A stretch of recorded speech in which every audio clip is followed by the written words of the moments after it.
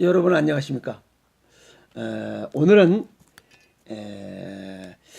어떤 분이 그 효소에 관한 이야기를 해달라고 그래서 전화가 왔습니다. 그래서 주부 아니시오? 그랬더니 그렇대요. 아니 주부가 효소를 알지 그걸 나한테 물으면 어떻게 되냐고. 그랬더니 효소에 관한 이야기를 한번 뭐 이렇게 정리를 해주시면 고맙겠다고 해서 뭐 아는 대로 내가 뭐 일단 정리를 해드리겠다라고 했습니다. 그러면서 이제 얼마 전에 유튜브 올린 거 그 방구 냄새 때문에 또 어떤 양반이 또 뒤집어지기 또 웃었나 봐요.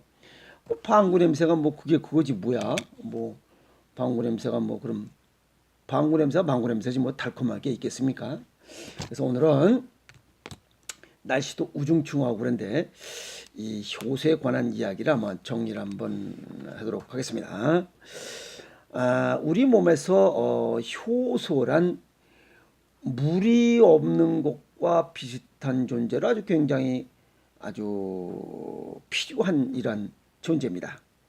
이 효소라는 것은 모든 이 신진대사에 관여하고 있고 또 이것이 젊었을 때 또 많아졌다가 나이 먹으면 또 이게 핫바지 방구에서도 서서히 줄어들어서 고갈돼 버려요. 그래서 우리 몸에서 이 효소가 고갈이 돼 버리면 일단 소화가 잘 안 됩니다. 그래서 또 대사 장애가 생기고 뭐 이런 증상들이 생기면서 우리 몸에서는 외부로 나타나는 것은 영양 부족, 소화 장애, 그냥 만사가 귀찮고 의욕이 떨어지는 이런 활력이 떨어지는 증상들로 나타납니다. 그럼 이 효소라는 게 뭐냐 이게요? 효소라는 게 뭐냐 이게? 인체 내 모든 대사에 관여하는 단백질의 일종입니다. 이 입 안에 치면은 아밀라제, 그 다음에 위장에는 프로티아제, 췌장에는 리파제, 물론 트립신, 아밀라제, 리파제라고 이런 소화 요소들이 있죠. 이런 것이 존재합니다. 어디 뭐 이렇게 보면 뭐 제자 들어가는 거 다 효소예요. 우리 몸에 식별된 것과 식별되지 않은 효소가 수천 종에 아직도 알지 못하는 게 너무 많아요. 그리고 이러한 그 이 인체 내 효소는 우리 몸을 움직이고 있는 근원이다 이렇게 얘기할 수 있고 또 이런 몸을 움직이는데 근원이 되는 것은 세포가 화학 반응을 일으켜야만 가능합니다. 세포가 화학 반응을 일으킨다는 것은 열이 발생한다는 거죠. 예를 들어서 탄수화물이 포도당으로, 단백질이 아미노산으로, 지방이 지방산으로 바뀔 때는 여기에 비타민이나 미네랄, 우선 미네랄이 있어야만 지방이 지방산으로 바뀌고 그런 것으로 인해서 이것을 먹고 세포들이 성장과 사멸을 반복하면서 우리는 살아갑니다. 그런데 이 탄수화물이 포도당으로 단백질이 아미노산으로 바뀔 때 이 미네랄이 관여하는데 이 효소가 없으면 그 미네랄이 있어도 이런 반응이 일어나지 않는다는 겁니다.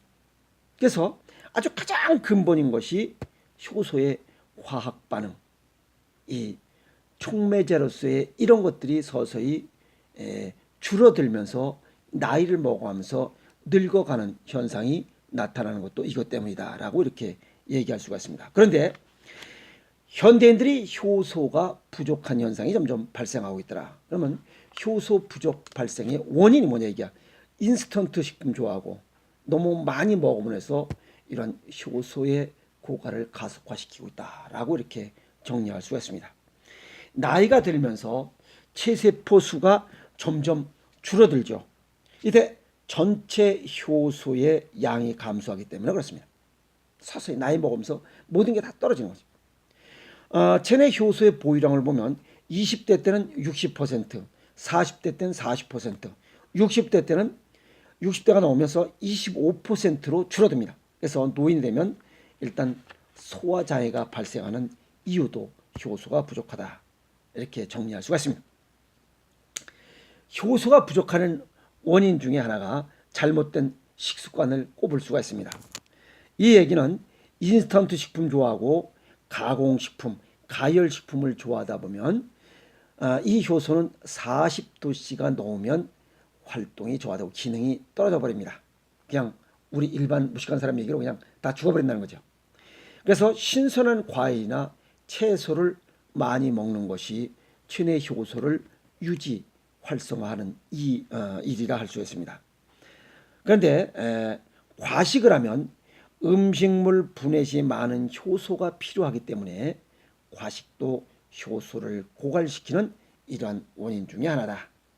그래서 과식을 하면 소화 효소가 부족해지는 이유다, 이렇게 말씀드릴 수가 있습니다. 그리고 효소가 부족하면 장내 독소가 점점 많아지고, 이런 독소는 염증을 발생시키는 그런 원인 근원이 된다, 또 이렇게 말씀을 드릴 수가 있습니다. 그래서 소화 효소는 음식물을 분해하고 영양분이 체내에 잘 흡수되도록 하는 기능을 하고 있는 것들이죠.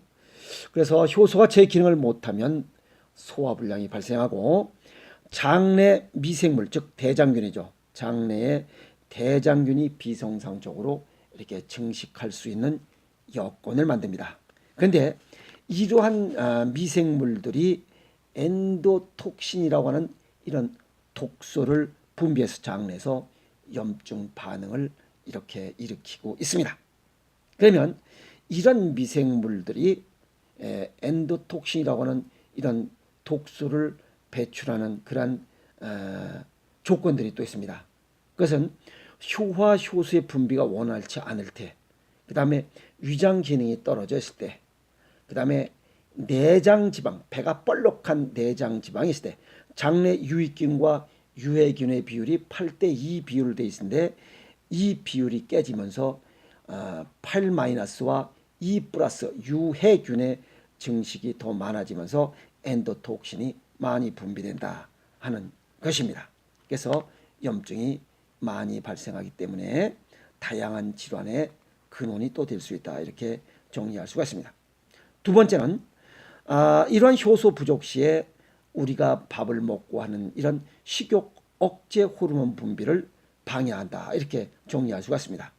우리가 지방을 지방산으로 이렇게 전환할 때는 리파제라고 하는 이런 효소가 있어야 되는데, 이 효소가 있어야 지방을 지방산으로 분해해서 체내 흡수를 돕습니다. 그런데 이때 지방산은 식도와 장을 자극해서 식욕 억제 호르몬을 분비하도록 합니다.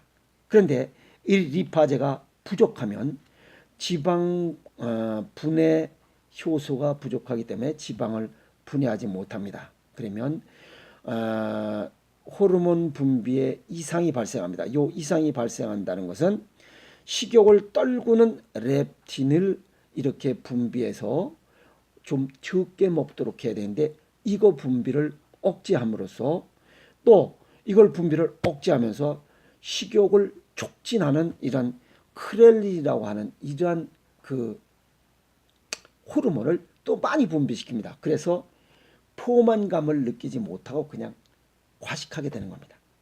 이런 현상이 일어나게 되는 것입니다. 그래서 이런 식욕 억제 호르몬 분비를 저하시킨다.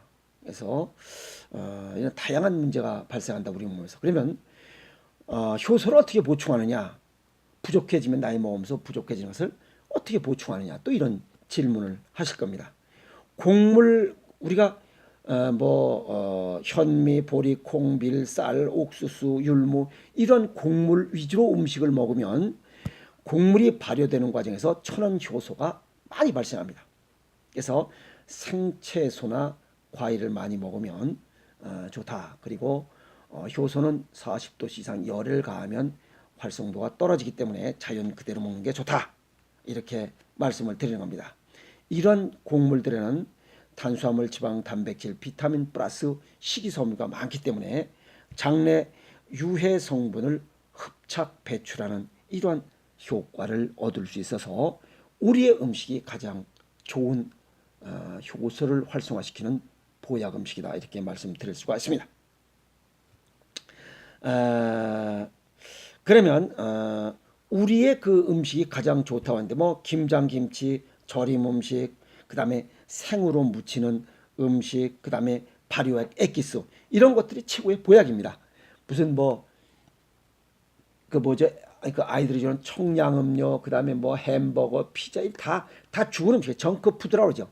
패스트푸드 다 죽은 음식들이 그런 걸 먹으면 우리 몸에서 이런 효소가 부족하면서 이런 몸이 기능이 점점 떨어져서 나이 먹어서 병이 드는 원인으로 작용됩니다. 그래서 가능하면 뭐 불에 굽고 지지고 튀기고 삶고 하는 음식을 줄이자는 겁니다. 보면 그 뭐 요리 연구가들 보면 뭐 텔레비 나와서 지지고 볶고 튀기고 뭐 굽고 하는 거 이게 다 죽은 음식입니다. 사실은. 그래서 가장 좋은 것은 그냥 있는 그대로 먹자. 어, 으뜸 음식을 하나 소개한다면 물을 자주 먹고 자연 그대로 가능한 조리하지 않고 먹는 음식이 최고입니다. 그 중에 이러한 현미, 보리, 콩, 수수, 쌀, 뭐 옥수수, 율무 이런 곡물들이 주식으로 된 이런 음식이 바로 생식입니다. 1:1 맞춤식으로 개인의 체질과 건강 정도에 맞는 이러한 체질 생식을 먹는다면 진짜 살아있는 효소를 먹는 아주 으뜸 중에 으뜸 식사라 이렇게 정리할 수가 있습니다. 괜찮지 않습니까? 여기 체질별 식이요법. 그래서 이런 체질별 식이요법을 강조하고 또 널리 알림으로써 사람이 병들지 아니하고 건강한 삶을 살 수 있도록 이렇게 목청을 높이는 이유입니다. 그래서 가능하면 지지고 볶고 삶고 튀기고 하는 음식을 멀리하고 물론 이런 생음식은 맛이 없습니다. 생식 어찌 보면 맛이 없습니다. 젊은 아새끼들은 이걸 생식을 별로 좋아하지 않아요. 왜? 그 아새끼들은 이런 효소가 풍부하기 때문에 이런 효소 음식을 먹지 않아도 되기 때문에 스스로 줄이는 겁니다. 그러나 나이가 먹으면서 생식을 먹지 않고는 효소를 집어넣을 수가 없기 때문에 점점 병들어. 그래서 나이 먹은 사람들이 생식을 먹으면 건강해지는 이유가 바로 그겁니다. 생식의 특장점일 수도 있습니다. 체질별 식이요법. 그래서 생식을 주 성분으로 한 이런 생음식들이 바로 건강을 지키는 비결이요 비법이고 최고의 좋은 음식이다라고 이렇게 얘기하는 겁니다. 오늘 그 뭐 전화 주신 분 이런 효소에 관해서 뭐 효소 건강학이랄까 이렇게 정리를 해드렸는데 아주 쉽게 얘기해서 좀 적게 먹고 체질에 맞는 생식을 먹든지 생채식 있는 그대로 자연 그대로 조리를 최소화한 식사요법이라면 좋습니다. 그래서 가장 좋은 건 나이 먹으면서 우리 고유의 음식 밥, 그다음에 뭐 간장, 된장, 고추장, 장아찌, 김장, 김치 이런 것들을 그냥 야생에 있는 거 그대로 그냥 그 뭐죠? 나이가 들면 이 이빨이 이 치아가 좀 부실하기 때문에 그냥 바로 겉절이로 무쳐 먹는 거 이게 최고의 효소 덩어리다. 그래서 그런 음식을 드시는 시골에 계시는 분들은 장수할 수 있다. 그래서 장수하시는 분들의 식습관을 보고 그들이 어떻게 먹는 것을 욕심내는 것은 괜찮습니다. 다른 거 돈 많고 좋은 옷, 좋은 차를 욕심내는 것은 병이 들지만 이 장수하시는 분들이 드시는 살아있는 이런 효소 음식을 먹는 것들은 얼마든지 욕심을 내도 좋다. 이렇게 정리 말씀을 해드리고 싶습니다. 질문에 답변이 된지 모르겠네요. 그래서 가장 좋은 건 그냥 우리 고유의 음식이 최고의 보약이다. 이렇게 정리 말씀을 해드릴 수 있습니다. 오늘 날씨가 우중충한데 그냥 겉절이에다가 막걸리 한 잔 쫙 찌끄리는 것도 아주 좋은 간식이라 이렇게 생각할 수가 있습니다. 좋은 저녁, 맛있는 음식, 그 다음에 효소가 가득한 음식으로 오늘 저녁을 하시길 바랍니다. 오늘은 여기까지 하겠습니다. 감사합니다.